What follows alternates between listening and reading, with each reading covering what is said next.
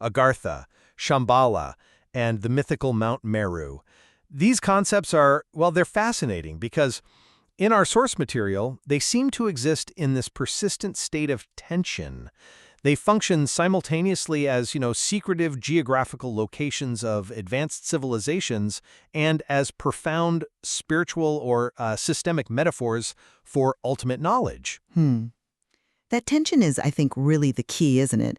It forces us to ask, are these places real, tangible locations we could theoretically find, or are they more like blueprints for a radically different and perhaps superior way of existing? Precisely. And that leads us to the central question we need to wrestle with today. Is the enduring significance of Mount Meru and Agartha primarily rooted in their mythological representation of a viable, internally focused system, a sort of utopian model? Or alternatively, is it rooted in evidence suggesting they represent real, geographically distinct, and technologically controlled centers of advanced, hidden knowledge? I'll be arguing that their true power, their lasting significance, lies in their systemic and symbolic value. They offer models for a kind of non-modern, adaptive viability that I think transcends mere geography. And I'll present the case for the physical, the technological reality of these hidden places, complete with sophisticated systems of control designed specifically to guard them from us on the surface world. Okay, well, let me start then by establishing the psychological depth here. I hold that the primary significance of these myths really is their profound capacity to offer an alternative ontology, a truly viable system in direct opposition to what many see as the failing modern world. If you look at, say, the 19th century fictional travelogue Etedorfa, which was, pretty foundational for many Hollow Earth concepts, the subterranean journey it depicts is fundamentally psychological. Right, and I see why you emphasize that symbolic descent, the internal journey. But the geographical specificity in the sources it's too pronounced to simply ignore. My position is that these are real, guarded locations, critical precisely because of their physical resources and advanced technology. When we look for Agartha entrances, for example, the descriptions are often highly specific. They're alleged to be found in ancient ruined cities of India, places like the Ellora and Ajanta caverns, and deep within the mountainous recesses of Afghanistan, specifically the Hindu Kush region. While those locations are certainly evocative, I'd argue they're mapped points on a kind of spiritual geometry. Take Mount Meru. Yes, it's described as the cosmic axis, the center of the world, but its correlation in many traditions with the human spinal column, often referred to as the narrow danda, symbolizes the ascent of the life force, the kundalini perhaps, and the path of the soul through different worlds or states of consciousness. The journey is primarily internalized. The cosmic mountain becomes the inner structure of man himself. But the sources also describe Meru, or Mount Meru, explicitly as the North Pole, a physical, strategic location. They go so far as to call it a magnetic mountain, a mountain whose powerful field serves as an active defense mechanism, strong enough, supposedly, to pull the nails right out of the ships.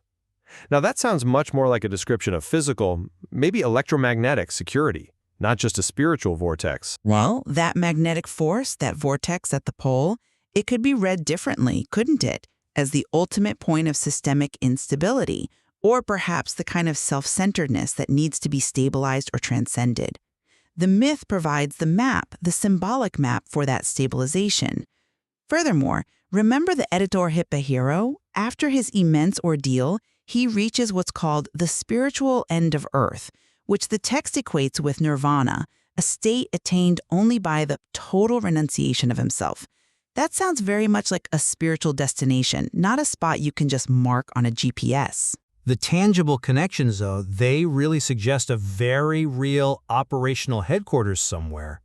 Think about the Count de Saint-Germain, the supposedly perpetual 45-year-old alchemist. He was claimed by theosophists, among others, to be an emissary from an immortal race beneath the Himalayas. Now, the very fact that such a long-lived adept could seemingly interface with surface-world esoteric elites and potentially transfer specific advanced knowledge, that demonstrates, or at least strongly suggests, a real, secretive connection between a hidden, materially sustained civilization and our world. The knowledge transfer seems concrete, implying the source might be too. Right, and that transfer of knowledge is precisely what we should focus on, I think, because it brings us to the core issue of systemic viability and maybe the role of figures like Bacon. Exactly. Let's turn our attention now to that connection between secret knowledge, these hidden institutions and figures like Francis Bacon, who, as you say, some suggest was connected to these hidden masters, perhaps through groups like the Rosicrucians or his own invisible college. Bacon's work, particularly the New Atlantis and the concept of Solomon's house, is often read as a kind of hidden code, a blueprint. My perspective is that the core secret he sought to reveal wasn't geographical, not about a physical place, but fundamentally systemic.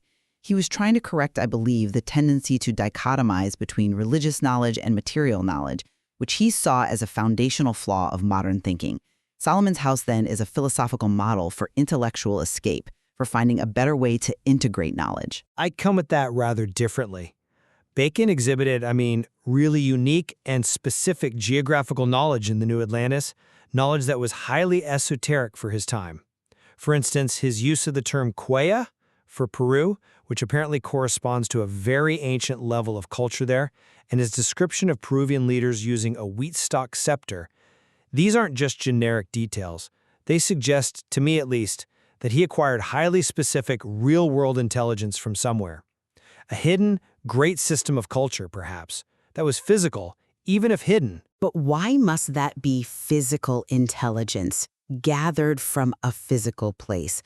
The secrecy surrounding Solomon's house, whose scholars travel in secret or incognito across the globe, isn't that a systemic necessity? A way to gather and diffuse knowledge without revealing its source to potentially oppressive or unreceptive modern systems? It mirrors, as you mentioned, the principles of the Rosicrucian movement or the idea of the invisible college. The secrecy protects the method, the process of enlightenment, not necessarily a physical fortress. True knowledge, as the idea goes, the real enlightenment, only comes when one has despaired of survival by other means and becomes humble, becoming receptive to light from within. It's an internal process, guarded by secrecy. Okay, institutional secrecy is essential, absolute revolutionary. But surely it's driven at least in part by the asset value of the knowledge itself, which, if it relates to physical realities or technologies, is subject to strategic theft or misuse.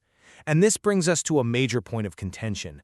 Why would powerful governments invest significant strategic resources in trying to locate or control access to these realms if they were merely symbolic or philosophical? That's a compelling point, definitely. But let's consider the function of these myths maybe as a cultural analogy, a kind of necessary story for escaping contemporary non-viable systems. We see modernity facing huge challenges, reliance on unsustainable energy, institutions riddled with corruption, what some call firm and affirm structures where secret loyalties undermine official ones. These failures often stem from centralized, rigid, asymmetric command structures that can't adapt. And you believe Agartha or Shambhala offers a theoretical corrective to that? A better system? Exactly. Agartha, in this reading, represents a system achieving true viability and control through adaptation. In cybernetics, this is often discussed in terms of symmetric influence, where the complexity of the control mechanism, the system itself, has to match the complexity of the environment it's dealing with. Knowledge in such a system isn't just static information. It's performative, it's emergent, it's constantly adapting, not rigid and representational like a top-down command. The subterranean journey, then, becomes a metaphor for the necessary descent into complexity required for true systemic adaptation. I'm still not quite convinced that massive strategic investment, actual expeditions, are based purely on a philosophical model or a metaphor. The historical record seems pretty clear on this point. Both the US and Soviet governments, during certain periods, funded strategic expeditions like the Roericks journeys to Central Asia, and the goal, explicitly or implicitly, was often framed around acquiring physical assets from Shambhala, things like the mythical Chintamani Stone or even powerful magical weapons. That doesn't sound very metaphorical. Okay, let's unpack Pak's search for the Chintamani Stone or weapons. The Chintamani Stone is supposedly this world-altering artifact, right? But the very act of seeking it as a weapon, as a tool for domination, demonstrates the surface world's inherent failure of adaptive control. Governments traditionally attempt to manage high-variety, complex crises like global conflict or resource scarcity by channeling everything through low-variety channels. Typically, the simple peace versus war dichotomy, or us versus them. Right, so you're saying their desire for a superweapon actually proves they represent a non-viable, maladaptive system. Yes, precisely. By focusing on acquiring a high-command, low-variety tool, a decisive weapon, a magic stone, they are actually perpetuating the very systemic failure they are supposedly trying to solve. The strategic value you cite, this quest for world domination, is exactly why in the mythos, the physical entrances are said to be blockaded with carefully cut stones and fiercely defended. It's because the hypothetical advanced civilization knows the surface world in its current state would only misuse high-variety technological assets or profound knowledge. The defense is against our inability to handle complexity wisely. That seems like a bit of an internal paradox, though. If the systems beneath are supposedly so perfectly adaptive and complex, why would they even bother with crude physical blockades? Shouldn't they be almost inherently impervious to clumsy surface actions through their superior systemic nature? But maybe the true cybernetic control isn't just in locking a physical gate. Maybe it's more subtle. Perhaps it's in controlling the information flow and maintaining a certain systemic pressure on the surface world. Control, in this sense, might operate not through making the hidden world known, but through managing the performative parameters of our world, keeping us occupied. How so? What do you mean by performative parameters? Well, perhaps by ensuring the surface world remains perpetually somewhat non-viable, always teetering on crisis. Think of constant economic inequality, manufactured social breakdown, resource conflicts. The hidden powers, if they exist in that sense, implicitly control the need for escape or change without having to directly acknowledge their own existence or intervene overtly. They ensure, perhaps, that the majority of people are simply too busy surviving the non-viable system they're trapped in to ever seriously look for or even conceive of a truly viable alternative. The control is in managing our limitations. That's a compelling, if slightly chilling for a moment, to the ground beneath our feet, literally. If we are looking for the true location of the underworld, we really have to acknowledge the potential physical plausibility suggested by modern science. Recent seismic studies, for instance, demonstrate massive subterranean features deep beneath the crust, things described as vast plains and mountains taller than the Himalayas, located maybe 410 miles deep in the mantle transition zone? That data is certainly intriguing, no doubt, and it does validate the general idea of profound structural complexity deep within the Earth. And furthermore, scientists have discovered evidence of enormous amounts of water trapped in mantle minerals like ringwoodite, potentially enough to fill all the surface oceans 3 times over. Now this, I think, lends objective, scientific support, or at least plausibility, to some of the literal claims of underworld construction found in texts like Itidorfa. It indicates that large-scale, perhaps even life-sustaining conditions, or at least vast structures within hollowed-out spaces, might be physically plausible deep down. The esoteric writers perhaps weren't just guessing. Maybe they had access to some kind of real knowledge of these deep physical structures.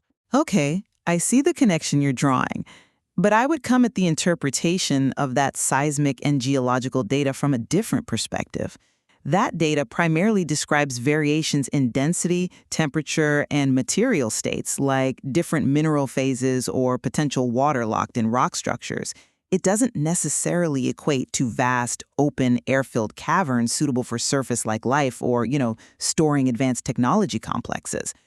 I think we still need to prioritize the interpretive framework provided within the myth itself, because that's what gives it its enduring power and meaning. But Eddie Dorfa, again, speaks explicitly of things like underworld construction and even experiencing weightlessness about 10 miles beneath the surface. That sounds pretty physical. And yet, what happens to the hero in the end? He reaches a point beyond which he can never return. He enters a condition described as utterly undescribable by man. This isn't just a travelogue of exploring a really deep cave complex. It sounds much more like a description of absolute irreversible transformation. The mystery, ultimately, seems internal. The world inside man, the underworld of his own subconscious, is maybe forever moving toward the surface, interacting with our reality. Perhaps the human psyche itself is the ultimate, infinitely complex, stratifying, and truly subterranean realm, far more vast and complex than any physical cavern could ever be. So the magnetic mountain at the pole, the strange emissary Saint-Germain, the government expeditions chasing the Chintamani Stone, all of it, in your view, is ultimately just a projection, a necessary symbol of the subconscious? I wouldn't say just a projection. Perhaps the physical manifestation, the stories, the alleged locations, are a necessary mirror, a concrete focus for the internal truth. The ultimate adaptive control, the ultimate escape, is maybe achieved through self-mastery, which is the allegorical process of climbing the inner spinal axis, the inner Mount Meru. Conversely, I have to come back to the tangible evidence. The existence, or at least the persistent accounts of a long-lived adept like Saint-Germain having real influence, the documented government pursuit of physical strategic assets in places like Shambhala, the ancient knowledge of specific geographic barriers and entrances in India and the Hindu Kush. All this demands, I think, that we seriously consider the possibility that a real, geographically remote, perhaps technologically advanced civilization does exist and actively controls its interface with our often failing surface world. I think the greatest insight we can draw from these myths, and maybe from studying non-modern cybernetics or systems thinking, is that the key to systemic survival, to real freedom, lies in a radical shift in perspective. Whether we speak of Mount Meru as the cosmic axis mapped onto the body, or Agartha as a theoretical model of a perfectly adaptive organization, the solution presented is consistently internal, complex, and seems to require abandoning the surface world's, doomed addiction to total, rigid, centralized control. But that internal truth, however profound, might be ultimately useless if it cannot physically preserve itself from the potential tyranny or intrusion of the surface world. The material we've looked at demonstrates, I believe, that the pursuit of superior knowledge drives both internal transformation and potentially global conflict over hidden, perhaps physical resources. We invite listeners to continue exploring which path, the physical quest to perhaps penetrate the barriers, or the psychological ascent to master the self, offers the true escape, or perhaps if both are somehow intertwined.